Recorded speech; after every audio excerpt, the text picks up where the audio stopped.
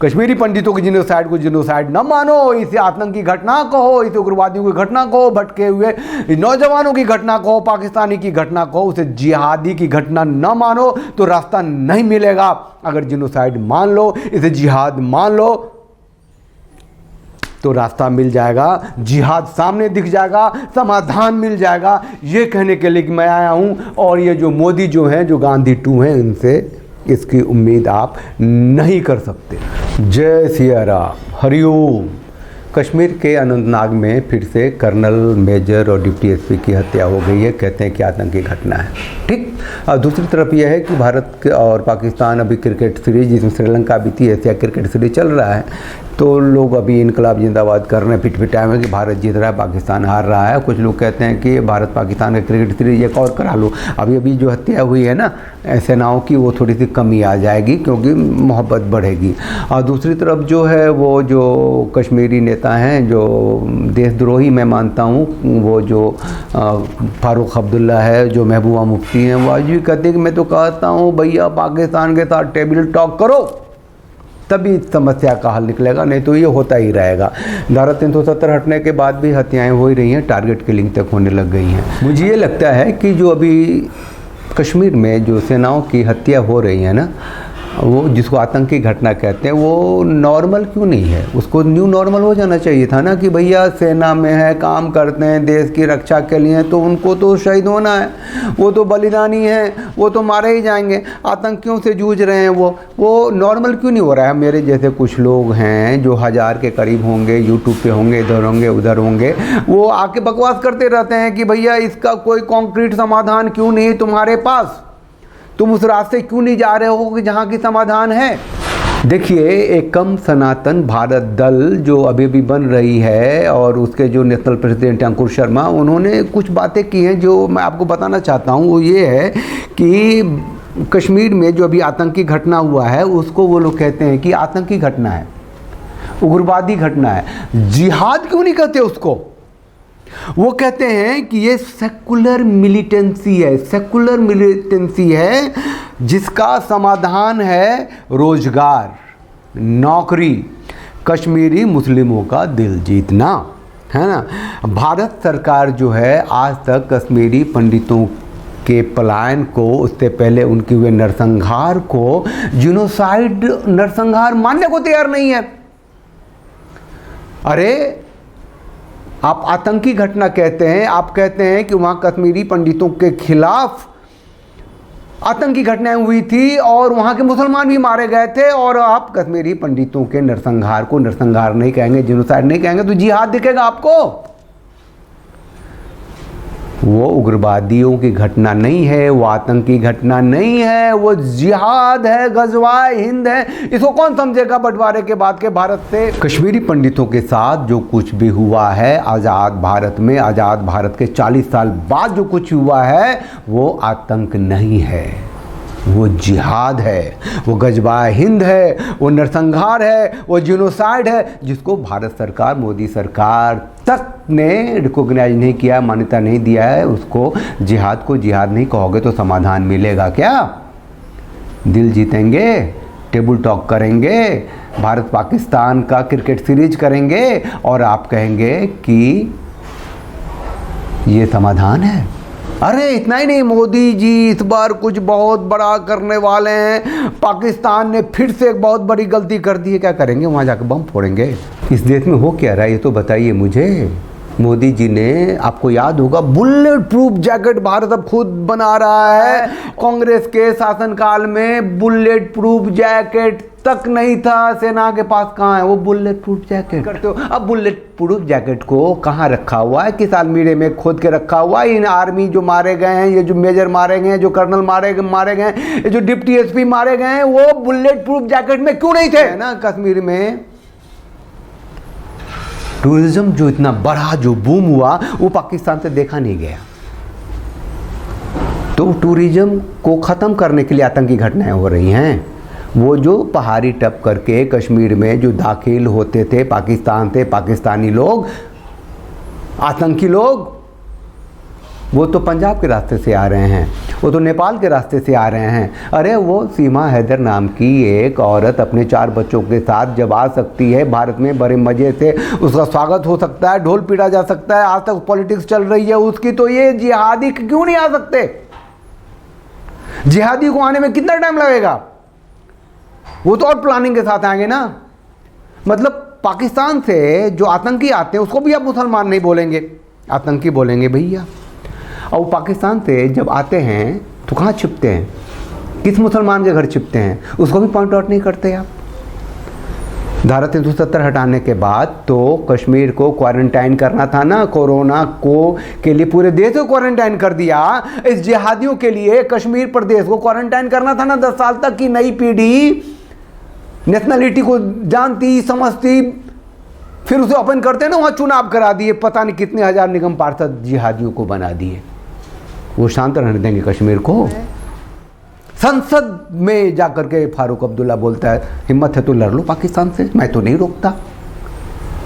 ये भौंकने वाले कुत्ते हैं, और इसलिए भौंकते हैं कि जो राष्ट्र का शीर्ष का जो नेतृत्व है वो गांधीवादी समाजवाद को लेकर, अल्लाह इस तेरो नाम को लेकर चल रहा है। वो जिहाद को जिहाद नहीं कर रहा है, नरसंहार को नरसंहार नहीं कर रहा है, तो उसको रास्ता कहाँ से मिलेगा?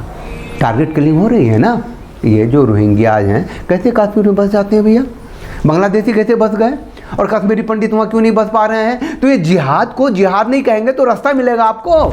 आपको इतना तो पता होगा ही कि जो मेजर कर्नल डिप्टी एसपी की हत्या हुई है, जिहादियों ने कश्मीर के अनंतनाग में हत्या की है, उसमें एक मुसलमान भी थे, और वहाँ एलजी साहब जो हैं वो गए थे उनके घर पे घड़ियाली आंसू बहाने के लिए, और ये दिखाने के लिए गए थे देखो ये जो है मुसलमान है और सेना में है, पुलिस अफसर है, उसने उसका बलिदान हुआ है। तो वैसे मुसलमान भी हैं जो राष्ट्रभक्त हैं, देशभक्त हैं, देश के लिए जान देते हैं, और उसके कवर में जिहादियों को कवर फायर देते हैं।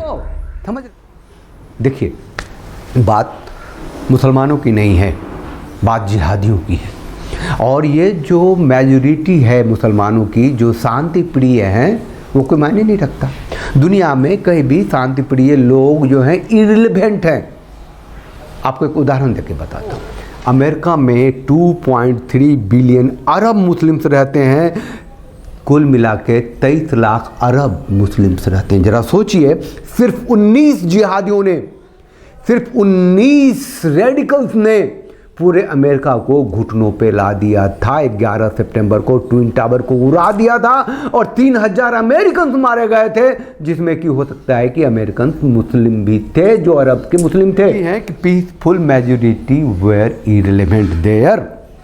ठीक, शांतिपूर्ण मुसलमानों की मेजॉरिटी के रहने का कोई फायदा नहीं है, जबकि उनके ही बीच के जिहादी धरती को खत्म करने पे लगे हुए हैं। वो रेडिकल्स हैं, उनका माइंडसेट है कि जब तक आखिरी आदमी धरती का मुसलमान नहीं हो जाएगा, इस्लाम पूरा नहीं हो जाएगा। ऐसे जो रेडिकल्स हैं जो 15 से 25% के बीच में हैं, इनसे निपटने के लिए एक आइडियोलॉजी को तैयार तो करना ही पड़ेगा। इसके बिना, जैसे भारत की बात करें तो ये कर्नल, मेजर, डिप्टी एसपी की जो आज हत्या हुई है, जो होती रही है, होती रहेगी, वो होती ही रहेगी। कश्मीरी पंडितों की जिनोसाइड को जिनोसाइड न मानो, इसे आतंकी घटना कहो, इसे उग्रवादियों की घटना कहो, भटके हुए नौजवानों की घटना कहो, पाकिस्तानी की घटना कहो, उसे जिहादी की घटना न मानो तो रास्ता नहीं मिलेगा। अगर जिनोसाइड मान लो, इसे जिहाद मान लो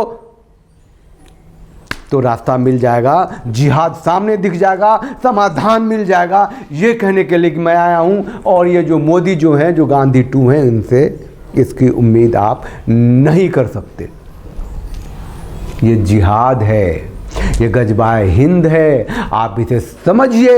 हरियाणा के विधानसभा में मामन खान ने, कांग्रेस के एमएलए ने बहुत ही खुल के कहा था, नूह में आके दिखा दो। मोनू माने सर प्याज की तरह छिलके उतार देंगे, कचर देंगे, और वहां इतना बड़ा हंगामा हो गया, दंगा हो गया, आर्मी को बुलाना पड़ा, लोगों को रेस्क्यू कराना पड़ा, पहाड़ों से गोलियां चलती रही, और घुटने टेके हैं भारत सरकार ने, हरियाणा सरकार ने मोनू मानेसर को गिरफ्तार किया है, मामन खान को नहीं किया है।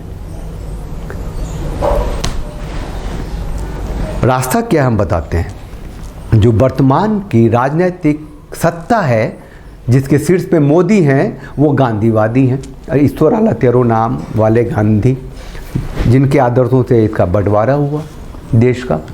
और बंटवारे के बाद का भारत जो है नेहरू से लेके गांधी तक, नेहरू से लेके मोदी तक जो है वो तृप्तिकरण के रास्ते से, धर्मांतरण के रास्ते से, संतुष्टिकरण के रास्ते से भारत को इस्लामीकरण के मुहाने पे ले आई है। और जो विपक्ष है, कांग्रेस एंड द एलाइज हैं, जो इंडी अलायंस हैं, वो हिंदू सनातनियों से तो नफरत करते ही हैं, उनको जूते के नीचे रखते हैं, नोक के नीचे रखते हैं, सनातन धर्म को ख़त्म कर देने की बात करते हैं आप सबके सामने। तो करना क्या है, मोदी इस्लामीकरण के मुहाने पे देश को ले आए हैं, और जो विपक्ष है वो सनातनियों को ख़त्म करने की बात करता है। तो रास्ता यही है, जब तक आपके घर के सामने, आपके दरवाजे पे रास्ता विकल्प दस्तक नहीं देता है, तब तक हमें अपने घर को गुरुकुल बना के रहना है। अपने आने वाली पीढ़ियों को सिखाते चलना है कि तुम हिंदू हो, तुम सनातनी हो, तुम जिहाद के शिकार हो रहे हो, तुम ख़त्म हो जाओगे, तुम्हारा अस्तित्व जो है तभी बचेगा, तब तुम इस जिहादी ताकतों से ज़िंदा रहोगे, बचोगे, उनसे लड़ सकोगे। तुम हो मेजॉरिटी में, बहुसंख्यक हो, तुम्हारी सोच कुंद हो गई है, तुम्हारी विचारधारा भ्रष्ट हो गई है, तुम्हारे अंदर से शत्रुबोध खत्म हो गया है, उसको जिंदा रखो, समझो। हिंदू हो, सनातनी हो, वसुधैव कुटुंबकम की बात करते हो, तुम अस्तित्व में रहोगे तो धरती अस्तित्व में रहेगी, नहीं तो ख़त्म हो जाएगी। तो हर घर को गुरुकुल बनाइए। और ये जो आर्मी के मेजर, जनरल, पुलिस अफसर की जो हत्याएं हुई हैं, होती रही हैं, उससे अगर आंखों से पानी निकलता है निकलने दीजिए, लेकिन आंखों से अगर खून उतरता है तो उसे रोक के रखिए, उसकी ज़रूरत है। चैनल को लाइक कीजिए, शेयर कीजिए, सब्सक्राइब कीजिए, उस बेल आइकन को प्रेस कर दीजिए जिससे आपको नोटिफिकेशन मिलता रहेगा। आप हिंदू हैं, सनातनी हैं, राष्ट्रवादी हैं, तो ये चैनल आपका है। जय सिया राम, हरिओम।